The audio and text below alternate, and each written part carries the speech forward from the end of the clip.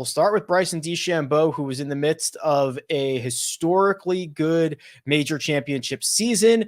It does not seem like it will go down in the record books after this Thursday round at the Open Championship because it was struggling right out of the gate for Bryson. A bogey on 1, a bogey on 3, bogey on 4, bogey on 6, bogey on 8.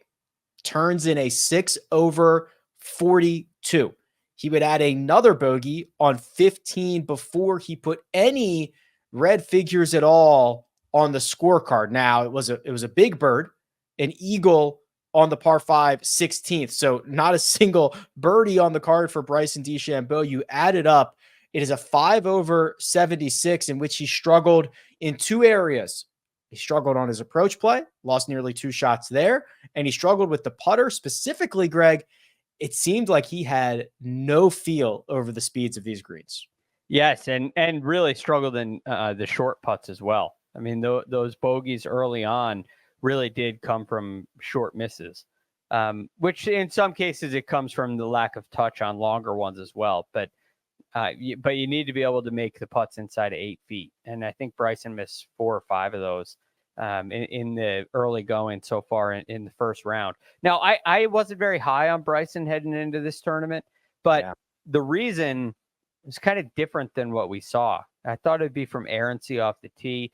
There were a couple of errant tee shots.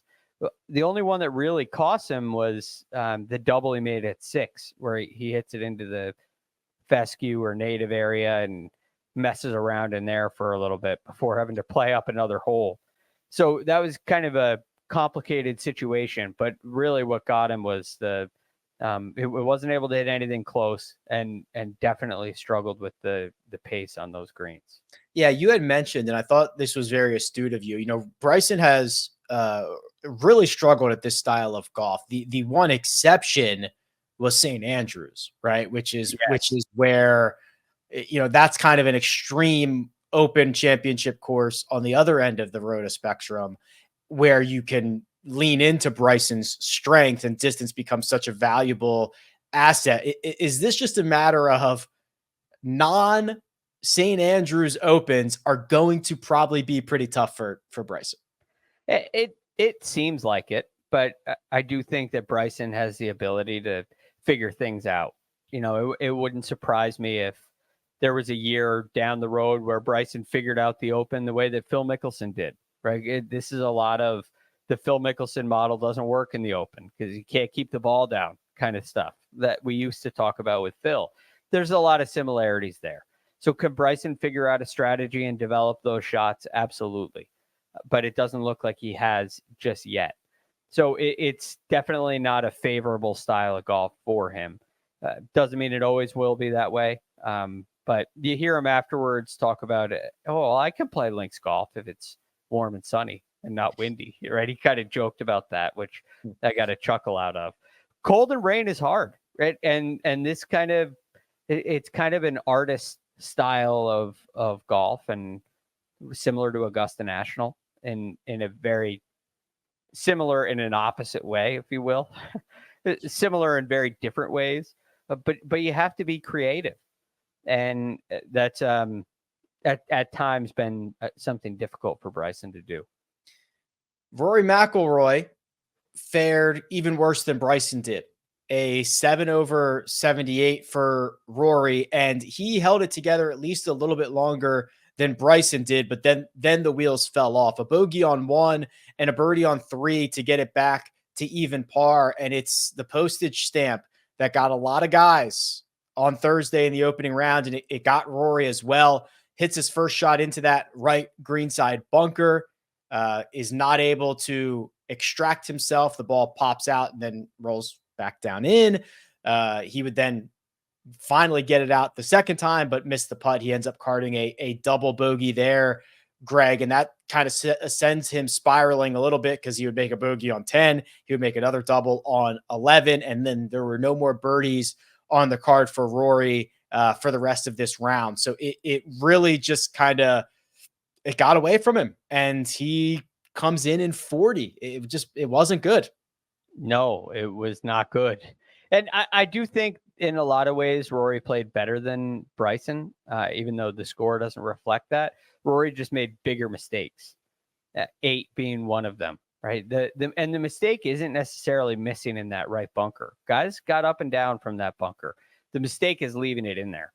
And all of a sudden that double kind of gets reeling in your head a little bit. Now you're fighting from behind, going into a back nine, even with the winds today being, I guess you could argue, more favorable on the back nine. They're still just very challenging holes. And then you make another mistake. You hit it out of bounds at 11. That's a terrible, that's a sin, right? It costs you a double bogey. It's brutal. And all of a sudden this championship is done for Rory McIlroy. Maybe he fights back to make the cut, but he's not getting back into contention after this opening round. I'm getting word that we have Kyle Porter. We will bring him in right now. So let's see if we've got, hey, KP, buddy boy. Good to see you. How we doing? Doing well. How are you? I'm great. I woke up at 3:20, no alarm, just ready to rock and roll. Your body said it's time. Yeah. And I don't even feel, usually I feel like super tired by this time. I feel good. I might go play 18 after this. Wow. Let's go. You are feeling it. Rory was not. Let's perfect timing here for Rory. And Greg did a great job there, but it's the holes that can get you. The double on 5, or excuse me, the double on 8, the double on 11. It's like, yep. And then you're going to sprinkle in a couple other bogeys. He didn't make enough he got trooned. He did. And I thought what Greg said, that he maybe played better than Bryson. I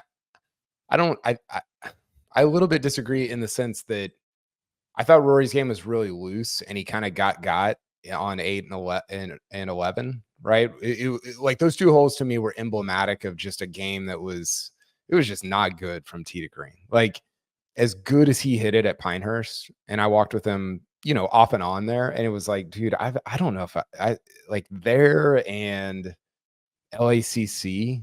It's just like I don't know how much better you can hit it than that. And today was kind of the opposite. And yeah, you could have gotten out of there with like a 75, I guess, but it was sort of like emblematic of how he played throughout the day, I thought. Yeah, he didn't have it and he wasn't able to save it, which is sometimes what you see when a guy has, their B- or their C+ or their C- stuff. They can save it. Rory could not. He is going to be 13 shots off the lead going into second round. Which, by the way, what a sociopathic game when Dan Brown can be 13 up on Rory. Dan Brown, Rory's won more in the last 7 starts than Dan Brown has won in his professional career. But Dan Brown has written more books than Rory has. That's true. That's a good point. That's the same guy or no? Different guy? Hard to say. Who knows, actually? What a crazy sport. I know nothing about either of those guys.